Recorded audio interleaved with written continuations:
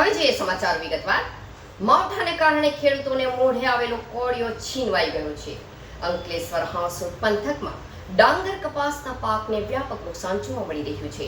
Ankleshwar હાંસોદમાં 1400 hectare ડાંગર, 300 હેક્ટરમાં શાકભાજી, 150 હેક્ટરમાં બારમાસી પાકને અસર જોવા મળી રહી છે। જિલ્લામાં 90,000 હેક્ટર કપાસને અસર ઊભી થઈ છે। કમોસમી વરસાદે ડાંગર અને કપાસનો દાટ વાળ્યો છે।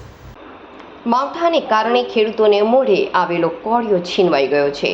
અંકલેશ્વર હાંસોદ પંથકમાં ડાંગર કપાસના પાકને વ્યાપક નુકસાન જોવા મળી રહ્યું છે। અંકલેશ્વર હાંસોદમાં 1400 હેક્ટર ડાંગર, 300 હેક્ટરમાં શાકભાજી, 150 હેક્ટરમાં બાસમતી પાકને અસર જોવા મળી રહી છે। જિલ્લામાં 90,000 હેક્ટર કપાસ પાકને અસર ઊભી થઈ છે। કમોસમી વરસાદે ડાંગર અને કપાસનો દાટ વાળ્યો છે। હાંસોદ અંકલેશ્વરમાં 5 ઇંચ વરસાદ, ખેતરોમાં તારાજીના દ્રશ્યો જોવા મળી રહ્યા છે। આ વચ્ચે 5,300 હેક્ટરમાં શેરડીના પાકનું વાવેતર છે, જો કે તેમાં નુકસાની નહિવત જોવા મળી રહી છે।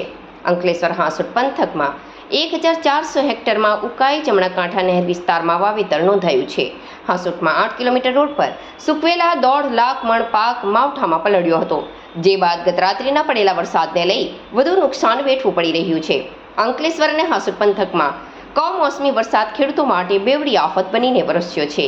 ખેતરમાં તૈયાર થયેલો ડાંગરનો પાક લણણી સમયે જ વરસાદમાં પલળી જતા ખેડૂતોએ બચેલો પાક ખેતરમાંથી કાઢવો અને રસ્તાઓ પર સૂકવવાની ફરજ પડી હતી, પરંતુ ફરી વરસેલા કમોસમી વરસાદે રોડ પર સૂકવેલા પાકને પણ પલાળી દેતા ખેડૂતોના માથે આભ તૂટી પડ્યું છે।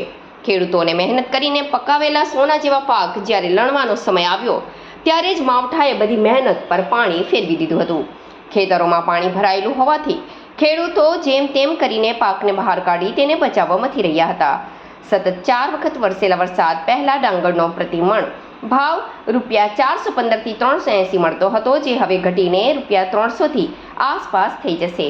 હજુ ડાંગર લેવાની શરૂઆત થઈ નથી અને ભાવ પણ જાહેર થયા નથી। ભરૂચ જિલ્લામાં પડેલા કમોસમી વરસાદના કારણે કપાસના પાકને વ્યાપક નુકસાન થયું છે।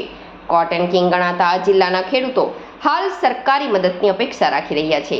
છેલ્લા 2 દિવસમાં ખાસ કરીને અંકલેશ્વર અને હાંસોદ પંથકમાં આશરે 5 ઇંચ વરસાદ નોંધાયો છે।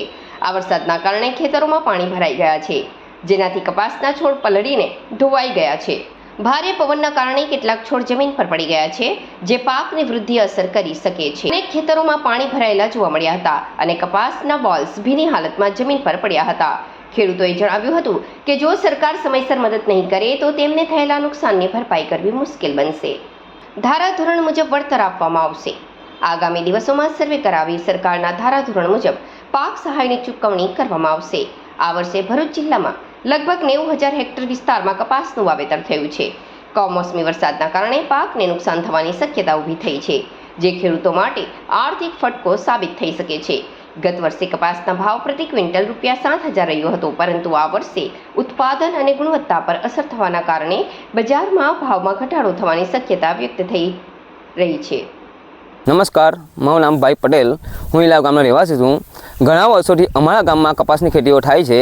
આ વર્ષે કમોસમી વરસાદ પડવાથી કપાસની તૈયાર થયેલો પાકને કપાસની નુકસાની પૂરેપૂરી થઈ છે, તો સરકારને મારી માંગ છે કે સર્વે કરાવીને નુકસાનીનું ભરપાઈ કરે। મારું નામ પરેશભાઈ પટેલ છે, હું ઇલાવ ગામનો રહેવાસી છું અને ઘણા વર્ષોથી કપાસની ખેતી કરું છું। એમાં અમને આ વર્ષે કમોસમી વરસાદને કારણે અમને ખેડૂતોને કપાસમાં ઘણી નુકસાની ગઈ છે। અમે ખેડૂતો ભાઈઓ એવી સરકારશ્રીને નમ્ર વિનંતી કરીએ છીએ કે અમને જલ્દીથી કોઈ સહાય આપવાની કોઈ યોજના સહાય કરે એવી માંગ છે। નમસ્કાર, હું ઠાકોરભાઈ અંબાળા મિલાવનો રહેવાસી છું। અમે ઘણા વખતથી કપાસની ખેતી કરીએ છીએ, પણ આ વર્ષે કપાસમાં ઘણું નુકસાન થયું છે ને કપાસ પર બધો વિખેરાઈ ગયો ને પાણીથી ભીંજાઈ ગયો